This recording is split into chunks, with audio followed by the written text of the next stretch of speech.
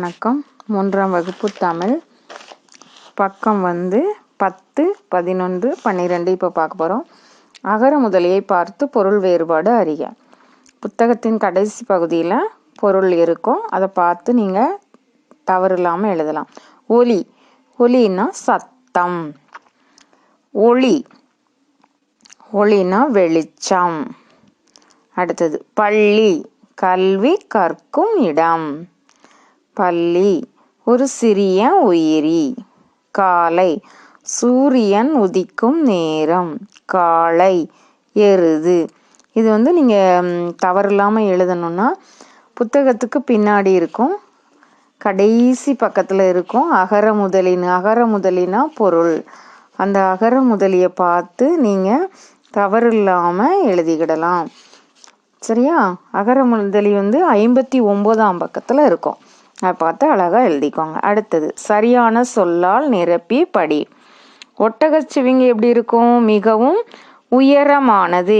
கீழே பதில் கொடுத்துருக்கான், விடை தேர்க இது. அடுத்து அதன் கழுத்து நீளமாக இருக்கும். ஒட்டகச்சிவிங்கிக்கு குரல் நான் இருந்தாலும் அதனால் சத்தம் போட்டு கத்த முடியாது. ஒரு சிங்கத்தையே காலால் தூக்கி கொள்ளும் அளவுக்கு வலிமை வாய்ந்தது.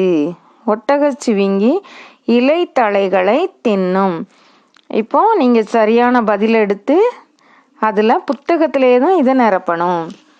அடுத்தது பாருங்க, வினாக்களுக்கு விடையளி. கண்ணன் எங்கு புறப்பட்டான்? கேள்வியிலிருந்தே பதில் எழுதணும். கண்ணன் பள்ளிக்கு புறப்பட்டான். கண்ணன் எங்கு புறப்பட்டான்? கண்ணன் எங்குன்றதுக்கு பள்ளிக்கு புறப்பட்டான் அப்படின்னு எழுதணும். அடுத்தது பள்ளி செல்லும் வழியில் கண்ணன் யாரை பார்த்தான்?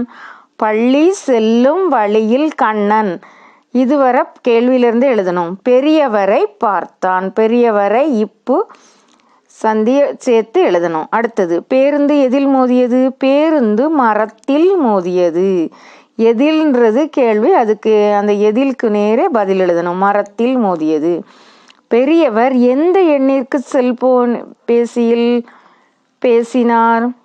பெரியவர் 108 என்ற எண்ணிற்கு இச்சு போடணும், செல்பேசியில் பேசினார். அடுத்தது ஆசிரியர் கண்ணனை எதற்காக பாராட்டினார்? ஆசிரியர் கண்ணனை பேருந்தில் அடிபட்டவர்களுக்கு உதவி செய்ததற்காக பாராட்டினார். இதுதான் பதில். நீங்களா அறிஞ்சு தெரிஞ்சு எழுதுங்க. முதல்ல எழுதி வச்சுட்டு அக்கறவு சரியாக எழுதிட்டு திருத்தின அப்புறம் புத்தகத்தில் எழுதுங்க.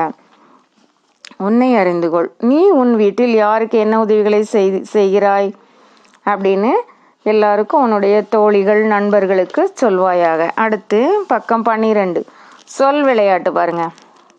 வாத்தில் உள்ள எழுத்துக்களை கொண்டு புதிய சொற்களை உருவாக்கணும். வாத்தில் என்ன எழுத்தா இருக்கு? ந, சி, ரி, கை, இப், ரி, டி, பூ, தி. இவ்வளோ எழுத்துக்கள் இருக்கு. முதல்ல 2 எழுத்து தான் எழுத முடியும், 2 வட்டம் இருக்கு. அப்போ சிரி.